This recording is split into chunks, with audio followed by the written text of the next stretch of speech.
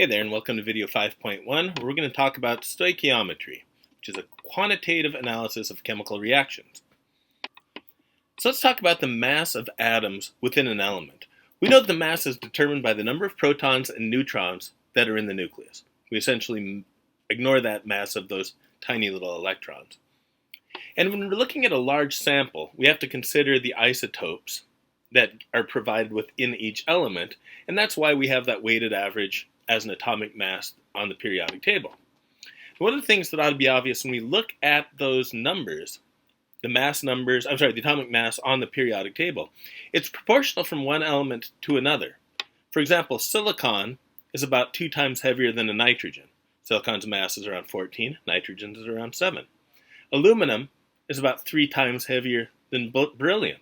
Aluminum's mass is around 27, beryllium's is close to 9. So the relative masses are kind of provided by that periodic table because they are related to a tangible quantity. So when we're using those the atomic masses of the elements on the periodic table, the units become arbitrary. For example, magnesium has a mass of 24.3. Now that would mean 24.3 tons of magnesium would have the same number of atoms as 10.8 tons of boron. Why? Magnesium is 2.25 times more massive. All you have to do is take the mass of the magnesium and divide by the mass of boron, and you'll see you get 2.25. So the magnesium atoms must be 2.25 times heavier.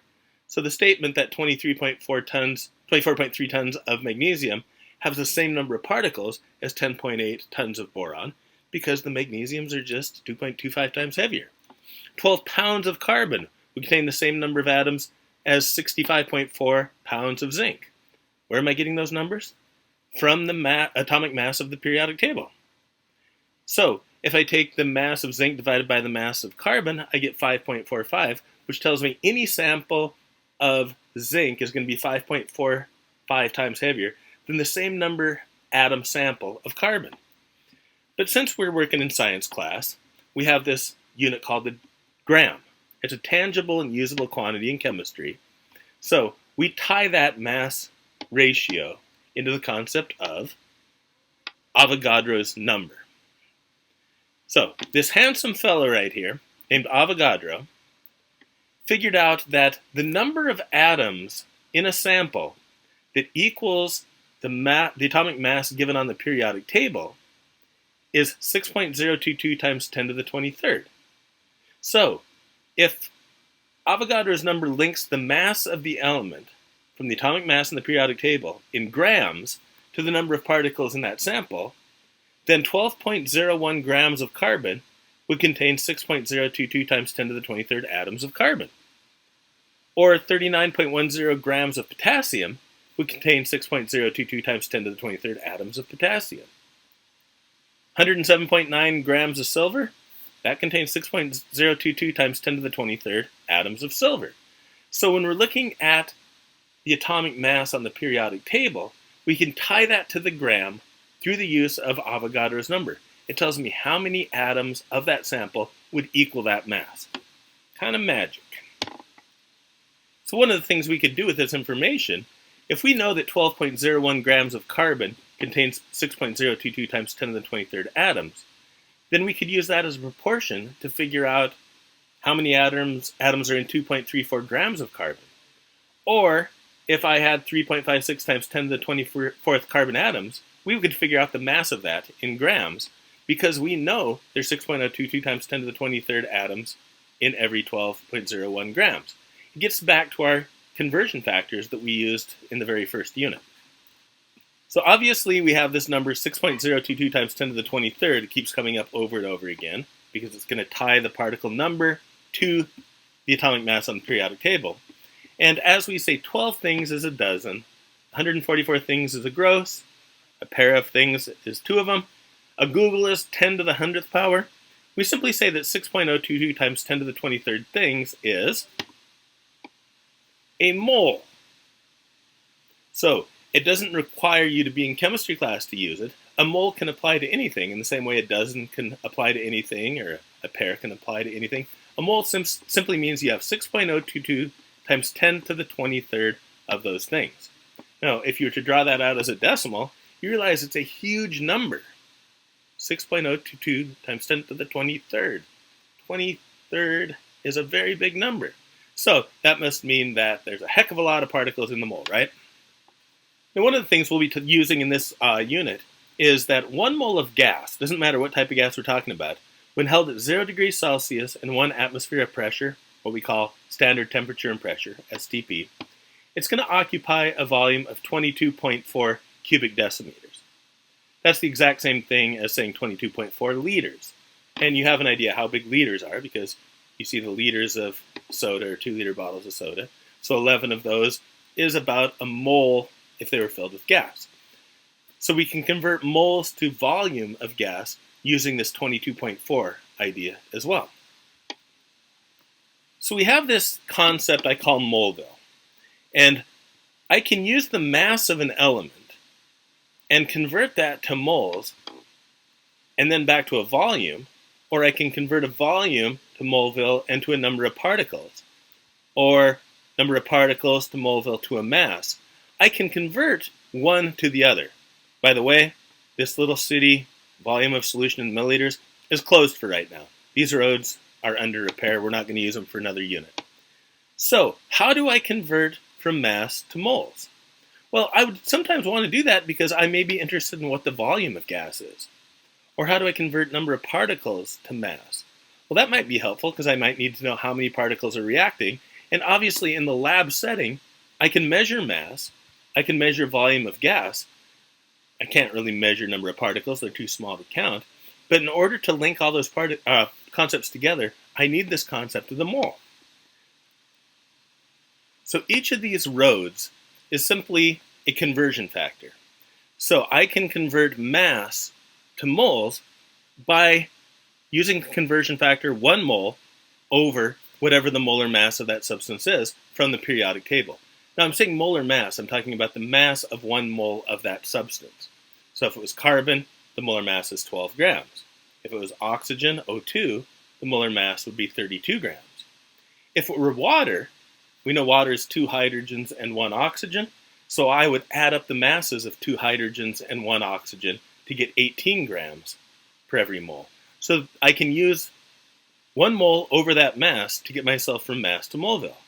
If I'm trying to go from moleville back to mass, I flip that conversion factor around and put the molar mass on top over 1 mole on the bottom. Molar mass is actually in this grams per mole idea. If I'm trying to do volume, we said that 1 mole of gas is always 22.4 cubic decimeters. So to get from moles to volume, I do 22.4 liters over a mole. Or to go from volume back to moleville, I do 1 mole over 22.4 liters. I just flip the conversion factor as necessary. To go from moles to number of particles, I know there's 6.022 times 10 to the 23rd particles in a mole. Particles being ions, molecules, atoms, or formula units if I'm dealing with an ionic compound. To go from number of particles back to moles, I do 1 mole over 6.022 times 10 to the 23rd particles. So I can move myself all around this city from one place to the other as long as I am converting my given quantity to moles back to the new quantity. Let's take a look here. 26.5 cubic decimeters of carbon dioxide is how many grams? So first of all, I'm going to figure out what is the molar mass of carbon dioxide. Carbon is 12.0 grams per mole. There are 2 oxygens, each at 16.0 grams per mole. Again, I'm getting this from the periodic table. Units grams per mole should make sense. So it looks like this is going to be 44.0 grams per mole for carbon dioxide. So simply adding those numbers together gives me the molar mass. Now, I start with my input value of 26.5 cubic decimeters. I've changed it to liters. Tomato, just easier to write L for me. If I look at moleville, I am working in liters. I have to move to moleville. So that tells me that I need to use this 1 mole is 22.4 liters concept. So we're going to put the 1 mole on top. over the 22.4 liters.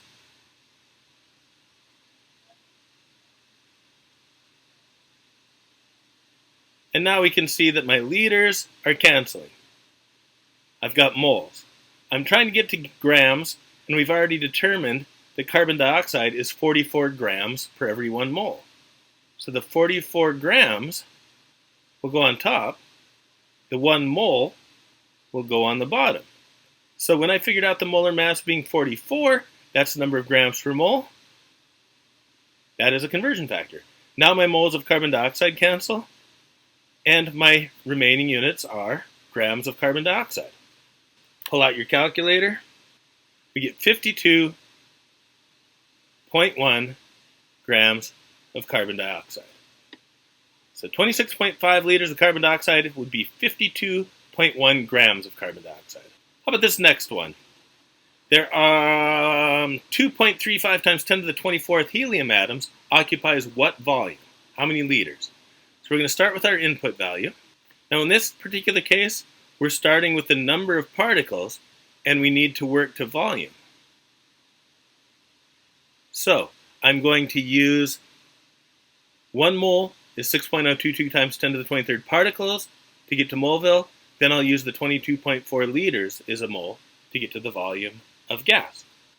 So we said that 1 mole, any substance, is 6.02. I'm cutting off a sig fig here because I'm only have 3 sig figs in my data. So 1 mole is 6.022 times 10 to the 23rd atoms. And if I'm trying to convert to liters, the number I've got to use is 22.4 liters is a mole. Again, these are just identities. But if we look at our units now, atoms are canceling, moles are canceling, I'm left with liters. Now it's calculator time. I get 87.4 liters. Simple, huh? All right, 41.9 grams of sodium hydroxide is how many formula units? So that's the analogous term when we're dealing with an ionic compound for molecules. There's still 6.02 times 10 to the 23rd formula units in a mole because it really doesn't matter what we're talking about. Now, since we're dealing with grams, we need to find the molar mass.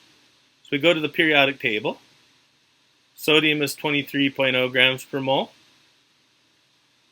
Oxygen is 16 grams per mole. And hydrogen is 1.0 grams per mole. Yes, I am rounding to 3 sig figs. That last one is 2 because I'm adding, so I'm not paying attention to my decimals. And I get 40 grams per mole for sodium hydroxide. I'll put that in my memory bank for a second. So 41.9 grams of sodium hydroxide, and we just determined that it's 40 grams per mole. I'll put the 40 grams on the bottom and the 1 mole on top so that my grams will cancel. I'm trying to figure out how many formula units that is. So 1 mole is 6.02 times 10 to the 23rd formula units. Now it's just a calculator problem. And I get 6.31 times 10 to the 23rd formula units. So I know how many NaOHs are in 41.9 grams of sodium hydroxide. Next thing we're going to talk about is called an empirical formula. Now when we're looking at ionic compounds, like calcium chloride is CaCl2, that tells me there's 1 calcium for every 2 chlorides. If I'm looking at sodium fluoride, NaF, that means there's 1 sodium for every 1 fluoride. Iron 3 oxide. Iron 3 oxide is Fe2O3. For every 2 irons, there are 3 oxygens. It is a ratio. And how we know that is we can look at the numbers of particles and mathematically determine that ratio in a lab setting. So let's take a look at the calculations.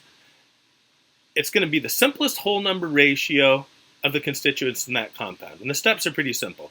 We're going to convert the given quantities that we have to moles. If percentages are given, we'll assume 100 grams of sample.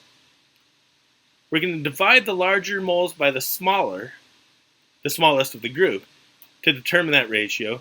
Then we're going to combine the ratios to achieve an empirical formula. Let's take a look at this problem. The compound was analyzed and found to contain 13.5 grams of calcium, 10.8 grams of oxygen, and 0.675 grams of hydrogen. What is the empirical formula of that compound?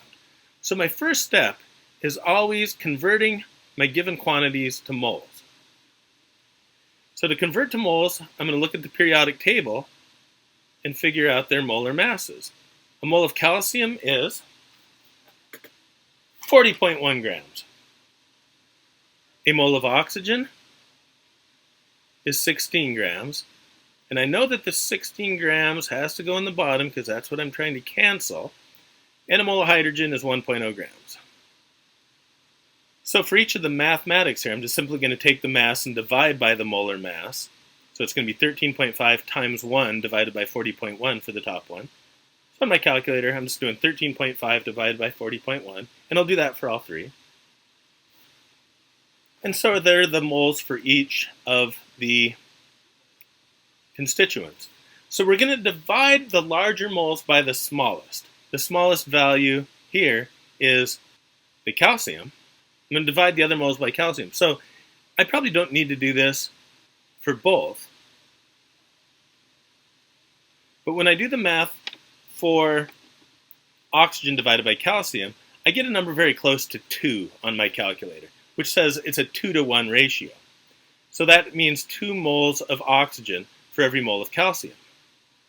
I can also determine that the moles of hydrogen divided by calcium is actually going to be the same.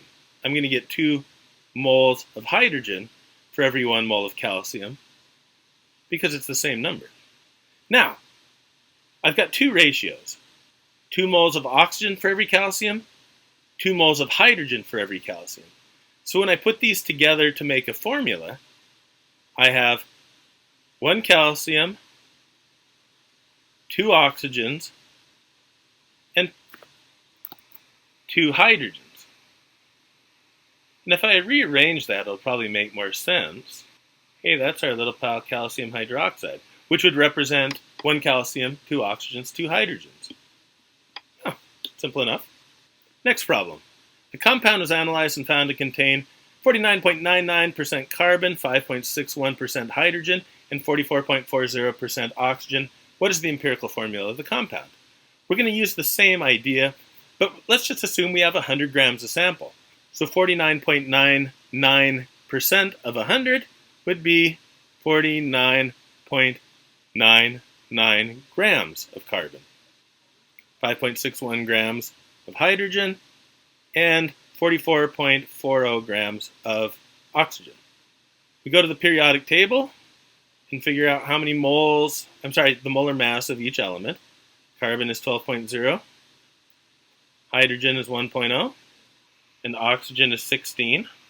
Kind of smushed everything together there, but so 49.99 divided by 12, 5.61 divided by 1.01, and 44.40 divided by 16 will give me moles of each. And there we go. So I know how many moles of each, assuming 100 grams of sample. Again, now I'm going to divide the larger moles by the smallest.